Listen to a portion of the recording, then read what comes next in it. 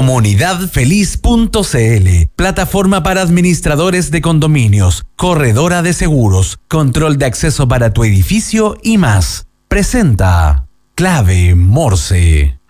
Ahora, en la 92.9, te entregamos la información y el análisis de los principales hechos que mueven los mercados financieros de Chile y el mundo. Clave Morse.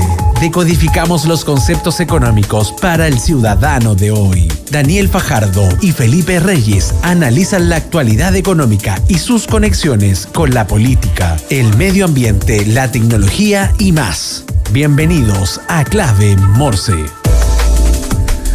Primer lunes de enero, 6 de enero, 9:04 de la mañana. Mi nombre es Daniel Fajardo y así vamos a empezar con este ánimo esta semana, hablando de economía, de negocio, de desarrollo productivo en Chile. Este es Clave Morse. Les cuento que nos pueden seguir a través de nuestras redes sociales, @Radio La Clave en X y en Instagram, también a través de LinkedIn, YouTube, Spotify y por supuesto por la 92.9 FM. Bienvenidos.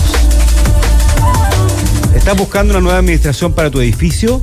Entra a administradoreschile.cl, la base de datos de administradores de edificios y condominios más grande a lo largo del país. Capacitados con el uso de la plataforma para administradores Comunidad Feliz y con conocimientos de la nueva ley de copropiedad 21.442. Entra a administradoreschile.cl, llena el formulario y te enviaremos gratis 3 opciones de administradores de edificios para que tú elijas la que más te acomoda. Una comunidad bien administrada es una comunidad feliz. ¿Conoce Bendito Residuo? Les cuento que es un emprendimiento que nace desde la necesidad de generar un cambio cultural y una transformación integral en el retiro y manejo de nuestros residuos. Son una empresa que genera un motor de cambio, conciencia y responsabilidad social. Conoce más en www.benditoresiduo.cl. En Clave Morse te informamos cómo parten los mercados. Indicadores económicos del día. Antes de los indicadores económicos tengo que saludar, está ya conectado Daniel Tenú, nuestro, primero CEO de THX Capital, nuestro comentarista de mercado, que por estos momentos está los días lunes, generalmente está los días miércoles. Él no está presencialmente, pero le agradecemos, por supuesto, que nos acompañe igual de cualquier parte del mundo donde está en este momento. Daniel, ¿cómo estás? Hola Daniel, ¿qué tal? ¿Todo bien? Sí, acá, como te decía la semana pasada, del nuevo epicentro financiero en la cuarta región. ¿Cuál es el nuevo epicentro financiero? Sí, pero siempre conectado, eso es lo importante. Acá los que vivimos del mercado no podemos desconectarnos, la verdad. No, eso nos pasa a todos, así que no se puede nomás. Así es. Oye, Daniel, vamos entonces a leer un poco los índices de hoy, que viene obviamente con quizás el tema de estos últimos días que vamos a tratar en profundidad más adelante, que es este alto precio del dólar que ya pasó los 1.000 pesos, está aproximadamente en 1.017,10 pesos, o sea, no es menor, porque cuando uno dice ya pasa los 1.000, 1.005, 1.006, pero ya 1.017, o sea, está pasando ya a la segunda, digamos, más allá de la primera decena, a la segunda decena, ¿no es cierto? Pero vamos a conversar eso más adelante. El precio del euro, 1.058,50 pesos, también obviamente tuvo un alza. El cobre, 4,13 dólares la libra. Y aquí, aquí sí te voy a preguntar del cobre, después ya nos vamos a meter al dólar. Generalmente cuando sube mucho el dólar, el cobre baja, pero en este caso el cobre subió y está más alto incluso que la semana pasada en 4,13 dólares la libra. ¿Eso tiene alguna explicación o no? Sí, bueno, lo habíamos visto otras veces. Si bien a largo plazo hay una correlación, en este caso negativa, entre el cobre y el dólar, hay veces en plazos más cortos que eso se desvían por distintos motivos, que en este caso hay distintas fuerzas actuando y que están golpeando o moviendo activos o monedas, en este caso como el dólar peso y el cobre. Entonces, a veces se producen esas diferencias, pero en realidad está bastante alineado. O sea, hay un cobre que en general está más débil, producto de China, que es una de las razones, digamos, también le está afectando al dólar, pero si bien está más o menos parecido, viene debilitándose en los últimos meses. Así es. La UF, 38.431,55 pesos. Y con respecto a los petróleos, el Brent está en $76,67 el barril y el WTI en $74,14 el barril. Las noticias que debes saber. Titulares en Clave Morse. Los mercados globales inician esta semana al alza con un 0,1% de avance en el índice MSCI y el Stocks 600, mientras los futuros de Wall Street suben hasta 0,3%. La atención está en los datos económicos de Estados Unidos, clave para las expectativas de las tasas de la Fed. En paralelo, el yuan chino y sus mercados caen a mínimos, acentuando preocupaciones por la economía del país en medio del impacto político global del retorno de Donald Trump en exactamente 14 días más. Sí, eso, leíste precisamente lo que está llevando los mercados, lo que está moviendo los mercados en este minuto. En el fondo es ya la víspera del ascenso o que Trump ya sea presidente, pero que ya está de facto casi que gobernando, con una debilidad de China por otro lado, producto de lo mismo, y bueno, esa es como la temática que nos está acompañando los mercados, no solo el mes pasado, sino que abriendo el 2025, y también hace que sea la clave para determinar cómo va a ser el 2025. Claro. Para determinar qué pasa justamente con las políticas de Trump, y eso determina en el fondo qué va a pasar con la economía, tanto de Estados Unidos como del resto. Dígase China u otro. Así es. Oye, y aquí en Chile un estudio de Clapes UC indica y advierte que el aumento de los salarios reales en Chile, los salarios reales que acumularon un crecimiento del 3,8% en octubre de 2024, no está respaldado por una mejora en la productividad laboral, que registra 11 trimestres consecutivos de contracción. Este estudio de Clapes UC revela también que este desajuste podría significar un agravamiento de desigualdades y fomentar la informalidad laboral, que está en orden de un 27-28%, según vimos cifras la semana pasada, ¿no es cierto? Señalando la falta de inversión, innovación y tecnología como causas estructurales del estancamiento productivo. Así que eso con respecto a este desajuste entre los salarios y la productividad en Chile que indica el estudio de Clapes UC. Claro, hay que analizar ahí el tema de la informalidad, y es un problema, lo hablamos la semana pasada también, que afecta mucho más allá del empleo y las personas, sino que también, por ejemplo, las pensiones, los servicios básicos que provee el Estado, o las pensiones, que son la mezcla. Entonces, tiene un componente súper relevante que afecta otras variables. Tal cual. Bueno, y como dice este estudio, una de los elementos que está produciendo esto es la falta de innovación y de tecnología. Y justo en el segundo bloque vamos a estar hablando con Pelayo Covarrubias, que es el presidente de Fundación País Digital. Así que vamos a tratar de preguntarle esto también, cómo está el tema de la innovación y la tecnología y cómo influye también en este desajuste entre los salarios y la productividad en Chile. Daniel, vámonos, entremos en materia. A ver, teníamos dos temas que preparamos con Daniel, en realidad que lo conversamos porque él es el que los prepara como nuestro analista de mercados, que es un poco el dólar y todo lo que ha sido un poco la bolsa, ¿no es cierto? Todo lo que es la capitalización bursátil durante 2024. ¿Por cuál partimos? Partamos por el dólar, ¿no es cierto, Daniel? Que es lo que ya vimos la semana pasada, como empezaba a subir. El viernes ya pasó los 1.000 pesos y ahora está en 1.017. ¿Ah? Sí, ¿Qué cosas debemos estar atentos con este dólar alto? Y también lo que la gente se pregunta es que si va a seguir un poco sobre los 1.000 pesos dentro de los próximos días. Yo sé que es difícil prever eso, digamos, pero si va a seguir alto. Bueno, en primer lugar, efectivamente, había el día viernes principalmente, había un nivel muy significativo que parecía que le costaba mucho romper, que era 995, 1.000 pesos para aproximarlo. Y cuando lo corta, digamos, cuando pasa hacia arriba el día viernes, se pega, entre comillas, una acelerada.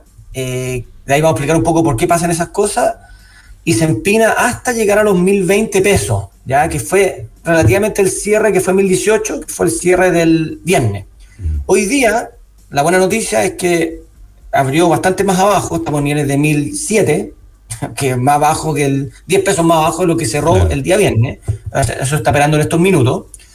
Pero obviamente partimos, entre comillas, este inicio de año para Chile, para nosotros, con la guata un poco apretada, la espalda apretada, digamos, por este nivel de dólar, que pensamos que 1.000 era un techo y de repente lo rompe y no solo lo supera, sino que lo supera con mucha fuerza. Ahora, quiero explicar un poquito las razones primero de por qué pasó eso, por qué se va tan para arriba. En primer lugar, como contexto, lo hemos hablado antes, nosotros, como Chile viene en una posición debilitada de hace años, que hace que probablemente, desde el punto de vista de análisis del dólar fundamental o tipo cambio real que se habla, el dólar nuestro, digamos, podría estar sobrevaluado, o sea, más caro en torno al 10-15%. O sea, ya partimos más arriba. O sea, nos pilla lo que está pasando hoy día en una situación relativamente mala, ¿ya?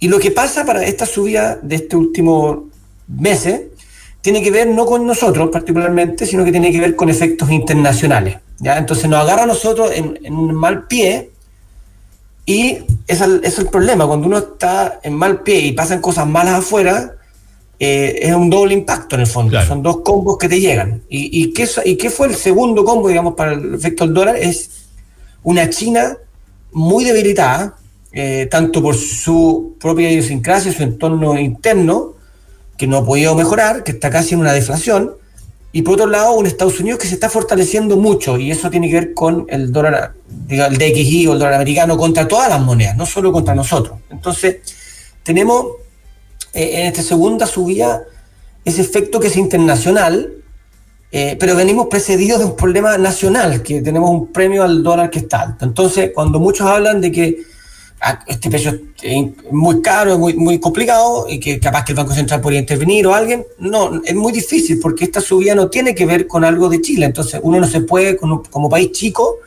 uno no puede ponerse a pelear contra tendencias que son mundiales, ¿ya? Por eso lo hablamos recién, va a ser importante para el 2025 determinar qué pasa con Trump y sus medidas cuando llega al gobierno, ¿ya? Si son tan fuertes como dice o no. Daniel, sorry que te interrumpa, pero esto que está pasando con el dólar sobre los 1.000 pesos, y posiblemente lo vamos a tener hace un buen rato, cambia un poco las expectativas que hay, por ejemplo, no sé, que proyectó el Banco Central con respecto a la economía del 2025, o que han proyectado los economistas y los analistas. ¿Cambia un poco el panorama o todavía es muy temprano para decir que se cambia la proyección de crecimiento del país? Mira, a mi juicio, sí, debiese cambiarlo. Ahora, también hay algo que es importante, que una cosa hasta donde llega en cierto minuto, por ejemplo, a nivel del dólar, otra cosa es dónde se queda. Entonces, por ejemplo, si el precio del dólar se va a 1.050, 1.100 y se queda acá, en esos niveles, sí, todo se va a ajustar las perspectivas de inflación, claro, se va a ajustar las perspectivas de crecimiento, de inversión, de muchas cosas se van a ajustar, y en mala manera. Pero si es que, por ejemplo, ahora llegó a 1.020 y después nos vamos a 9.50 y nuevo, y solo fue un par de días, no afecta. Entonces depende cuánto tiempo se mantienen estos niveles para ver cuánto permea hacia el resto de la economía. Piense que, por ejemplo, un importador que le están subiendo los precios, por ende podría subir la inflación, bueno, capaz que hoy día tenga que comprar a 1.010 pesos, que es carísimo, pero capaz que en 2 semanas más lo termine comprando en 9.80. Entonces, depende el tiempo que se mantengan los niveles es lo relevante. Y lo otro que quería comentar también es que hay un aspecto medio técnico también, de que hay muchas posiciones en los bancos, o en el mercado financiero en realidad, que son apalancados, son forwards, son apuestas grandes de dólares, sí, claro, digamos. Claro. Y pasa mucho que a veces cuando rompe ciertos niveles que son importantes, se producen lo que se llaman los stop loss, que es muchos tienen que liquidar sus posiciones. Y eso crea muchas veces una bola de nieve que aumenta o acelera algunas veces algunos movimientos, que pareciera ser que fue un poco lo que vimos el día viernes, que pasa de corta los 1.000 y se va a los 1.020 pesos, que es una subida muy grande, y hoy día baja nuevamente a 1.010. Entonces, puede que haya algo de eso también. Claro. Eso se va el mercado mismo lo va limpiando. En el fondo son gente que está haciendo pérdidas, digamos, y no les queda otra. Y eso también tiene un efecto como de bola de nieves, a veces con una aceleración final, con algunos precios que se desvían mucho. Esperemos que haya algo de eso en esta subida del dólar. No está muy claro todavía, porque como les decía antes, nosotros venimos de una situación más o menos frágil de Chile, Y eso hay que agregar que el entorno económico mundial no nos está acompañando desde el punto de vista de que el dólar baje en este minuto. ¿Qué cosa en lo inmediato podrían ver no solamente las personas, sino las empresas, por ejemplo, grandes empresas, o las medianas empresas, o las pymes también, como tú dices, que importan, que exportan? ¿Qué a lo mejor deberían estar mirando? ¿Qué decisiones podrían empezar a tomar, tomando en cuenta de que hay posibilidades de que esto no baje mucho tampoco? Que ¿cómo uno se empieza a proyectar ya? Bueno, yo creo que acá cualquier empresa, cualquier emprendimiento, negocio que uno haga, hay que abocarse, digamos, a lo que uno sabe, que es el negocio. Entonces, hay seguros de cambio. Yo creo que estar especulando si es que el dólar va a estar a 1.100, 1.050 o 900 de acá a junio o diciembre, yo creo que es una muy mala idea. Yo lo que recomiendo siempre, de todas maneras, es hacer, entre comillas, ingeniería financiera, que es tomar los seguros, que son, en este caso, hedge o coberturas de forward, y trabajar con los precios que el mercado está dando en el minuto. No queda otro. Lo otro es especular, porque si es que uno es un importador y dice, no, que a 1.020 ya no sé, me complica mucho, voy a esperar, y después se va a 1.050, capaz que termine quebrando, o además que el negocio ya en verdad es pérdida. Entonces, el riesgo es muy alto. Por tanto, yo creo que no quedan muchas opciones más que utilizar las herramientas que el mercado ofrece, que hay, y con eso intentar hacer las coberturas y poder trabajar en el negocio que le corresponde a cada uno, que es donde puede marcar la diferencia al final de cuentas. Por ejemplo, el importador que, no sé, trae bicicleta, que compre buenas bicicletas, haga buen marketing, venda bicicletas y no se preocupe si el dólar baja, sube, qué sé yo, o sea, para cualquier lado. Ahora, bueno, lo conversamos en 14 días más, 2 semanas, pongámosle para poner una cifra redonda, va a asumir el presidente electo de Estados Unidos, Donald Trump. Obviamente ya ha anunciado varias políticas, muchas proteccionistas también, ¿no es cierto? Tiene claro su política con respecto a China también, con respecto a sus países vecinos. De alguna forma, cuando esté ya digamos, en la Casa Blanca gobernando, ¿eso también podría impactar de alguna forma al dólar o no necesariamente? Yo tengo la sensación de que esto es como el rumor mueve más las cosas que la realidad. ¿Ya? Yo creo que va a haber una baja de decibeles. Eso es lo que yo pienso personalmente. Muchos analistas también dicen lo mismo. Ya. Entonces yo creo que debiera calmar las cosas, y en términos simples mejorar un poco las cosas, porque ya él bajaría un poco el tono, se iría con más certeza de las cosas que están pasando. Pero bueno, eso es una sensación. Obviamente Donald Trump, si algo tiene, es personalidad, Claro. y no titubea mucho con hacer cosas. Entonces, obviamente es un tema que también hay que ponerle un margen. O sea, capaz que esta es su segunda vez, se ha quedado, dice que se quedó con ganas de hacer muchas cosas que no pudo hacer. Hoy día tiene el apoyo en las cámaras y en el Senado para hacerlas. Entonces, hay también un entorno distinto que en el fondo podría hacer que vaya por todo lo que dice y más. Y además, ahora, yo creo que no. Sí. Yo creo que se va a ir encontrando con ciertas realidades también, que va a tener que ir frenando un poquito, yendo con un poquito más de calma, dando un poquito más de certeza. No va a querer, en el fondo, sacar de los rieles la economía americana por alguna tosudez o un ímpetu, digamos. Claro, además se encuentra con una China bien debilitada. Yo me atrevo, no estoy seguro, pero me atrevo a decir que cuando en el primer gobierno de Trump, China estaba creciendo a 2 dígitos. Ahora no. Muy buen punto. Hay un economista muy connotado, se llama Rogoff, que es americano, que hacía una columna, no me acuerdo dónde, pero hablaba de que es distinto lo que pasaba con Trump cuando asumió la primera vez que esta vez. Y de hecho él hizo una columna la primera vez que asumió y dijo que probablemente a Trump le iba a ir bien, porque agarraba una economía y un entorno económico o macro muy bueno.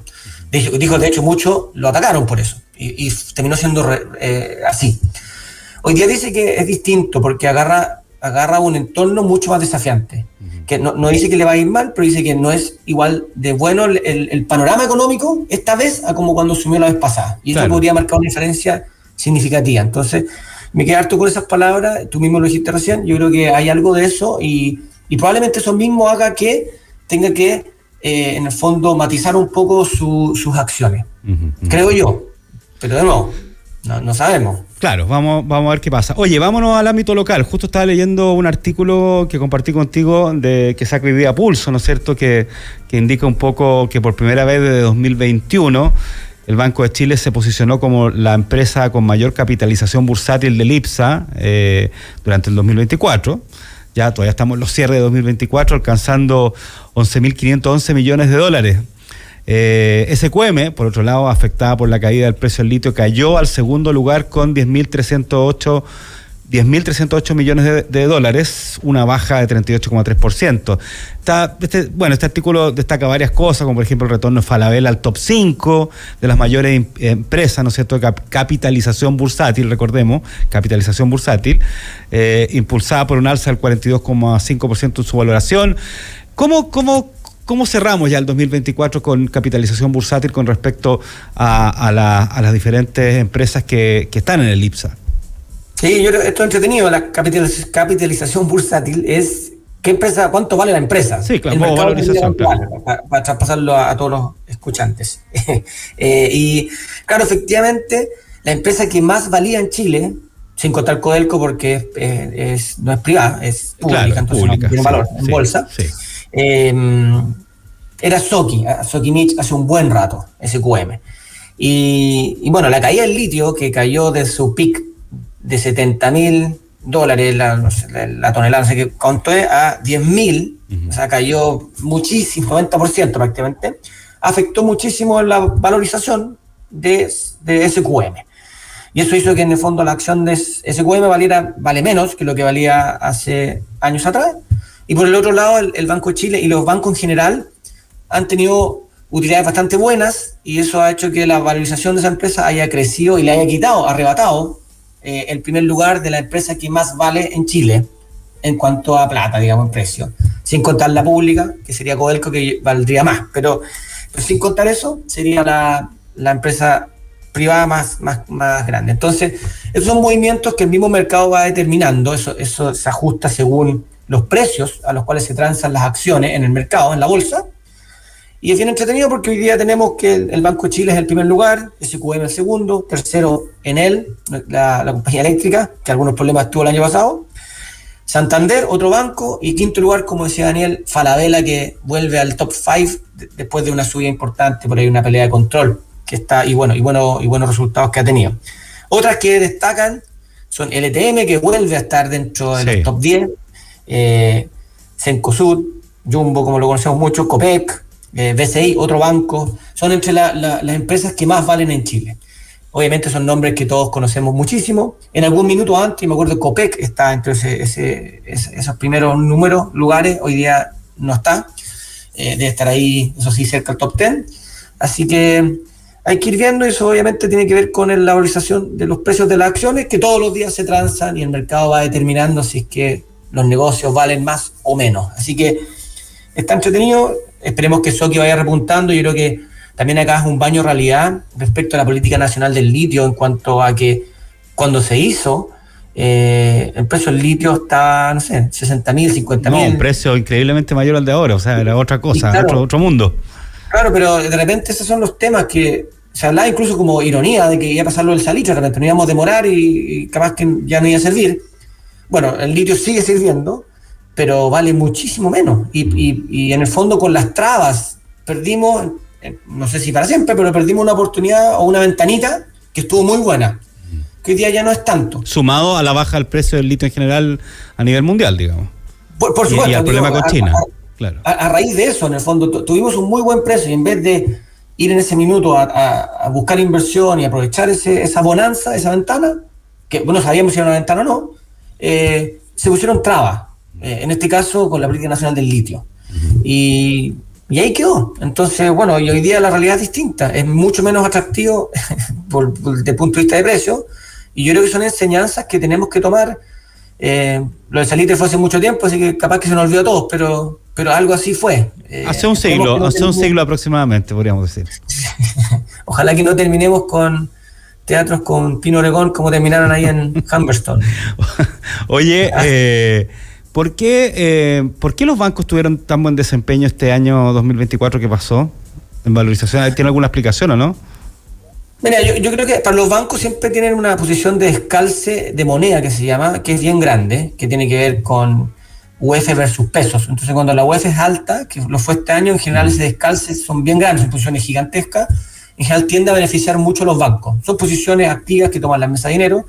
Esa es una razón que en cierta medida les beneficia. Otra cosa son las tasas, tienen muchos bonos, muchos papeles que se llaman, y eso han tenido un desempeño muy bueno este año, o sea, hay un aumento de valorización. Y por otro lado, si bien se ha deteriorado la economía chilena y eso ha hecho que han realizado más provisiones, no fue un año aparentemente de grandes provisiones o grandes problemas desde el punto de vista de cobros. Entonces, bueno, el banco en el fondo se dedica a eso, tiene ese margen que está entre los créditos y lo que él se financia, que tiene que ver también con los descalces, y eso yo creo que fue más o menos razonable. Así que obviamente tienen muchos negocios más, también tienen corredoras, tienen administradoras de fondos, tienen muchas cosas más, pero principalmente desde el punto de vista banco, yo creo que esos son los grandes pilares que llevan a que los bancos hayan tenido un buen año.